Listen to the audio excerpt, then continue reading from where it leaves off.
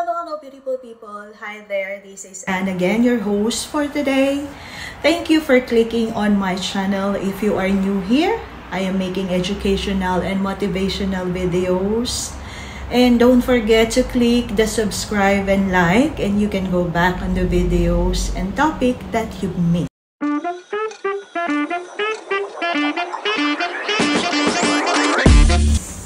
Okay, for today's episodes, we are going to talk about how to get a job or how you can prepare for a job interview. If nandito ka man sa Australia or Pilipinas, this might help you. Okay, I'm gonna give you a quick tips so how you can prepare. Step 1, create your 30-second pitch. This is your elevator pitch, that who you are and what do you do and what type of job you are looking for. That is very quick and easy.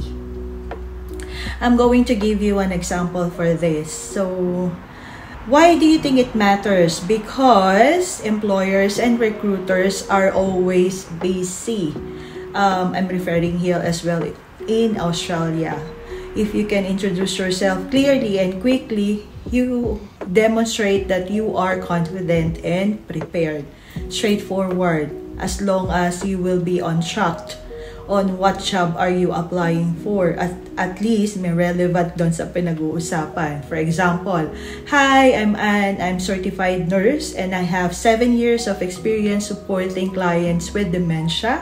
I am looking for a role volunteering with a non-for-profit that allows me to deliver person-centered care in a residential aged care environment. So, in that case, very simple, pero andyan na lahat ng context. So, employers will be interested because it will be showing like on the job that you are applying. Step 2, of course, ito palasak na to, but still, it works. Know your skills. If makakatulong sa inyo, you have to write down 3 strengths and at least 1 weakness you have overcome on your past job or experience.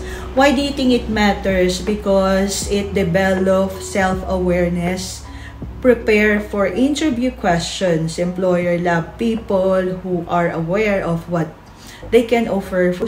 For those have demonstrated personal growth, like what I said, it should be relevant to the job positions you are applying. I'm always reminding you because this is all matters. On what job are you applying? I'm gonna give you tip, okay? Use a real example so it will not be confusing. Don't make a story. Kasi baka mamaya hindi na relevant doon sa ina-applyan mo or hindi na relevant doon sa sinasabi mo. I'm gonna give you example for this. I used to be really poor with time management, but now I use planner to keep me on track. So, if this one will help you, then why not? Always make sure that you know your workflows all the time. You know, for the entire 8 hours, you have to do some progress and, you know, quick and easy for your routine. Okay, step 3, look professional online or offline. My God, I know that SOCMED are really in, but at least you have to look decent and professional. Update your resume, delete your inappropriate posts on SOCMED, and you know, just professional, even online or personally, like face-to-face interview. You have to make sure that you are professional look, because first impression lasts. You have to impress the employer or the manager. Step 4, check your profile app. Baka mamaya yung profile app nyo, kita yung cleavage, or nasaan kayo, naka 2-piece or what. Of course, they will be shocked. You have to look professional. If your profile is still active, update, and highlights your skills. This will help you as well because, as I said, SOCMED are really useful nowadays. Review your privacy settings on Facebook and Instagram. So at least if you want to hide it, hide it.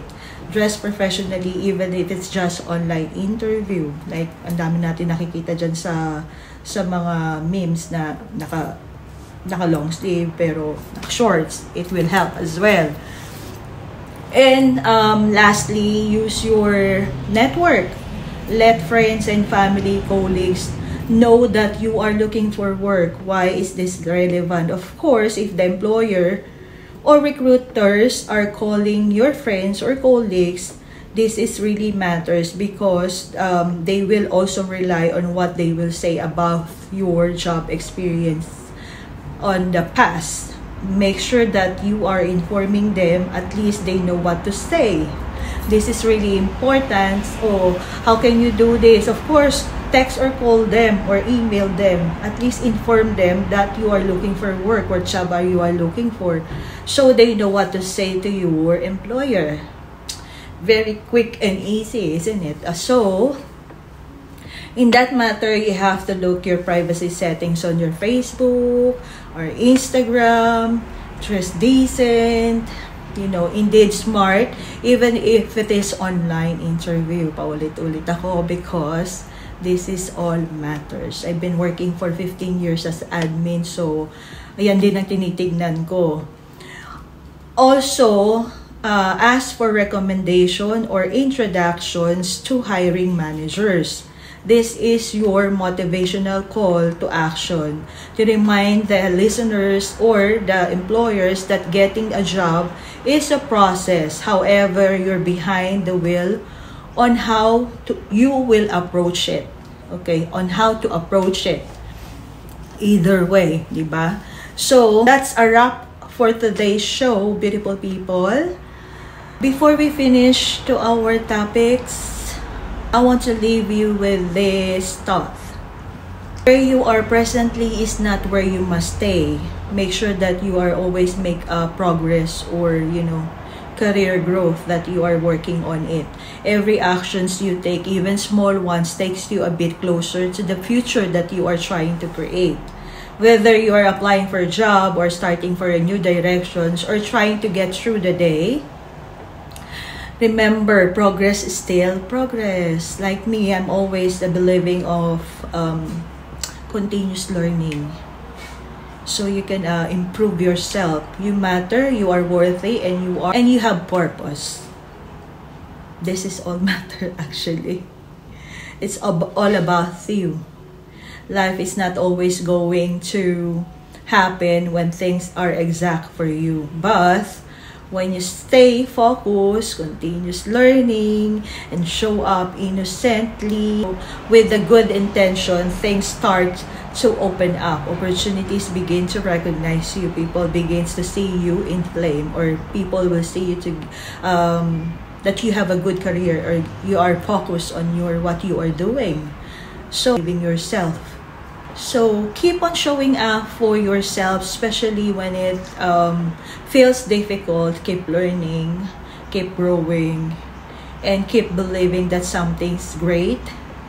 It's on way towards you, because it is. As I mentioned before, you have to stay positive. Embrace what you have, or attract good things, because I believe in law of attraction. So this will help you as well. Anyway, you've got this, beautiful people. You are not just chasing success. You are becoming the kind of persons who creates it. Until next time, okay, stay inspired, stay courageous, and always remember, the best investment you'll ever make is you.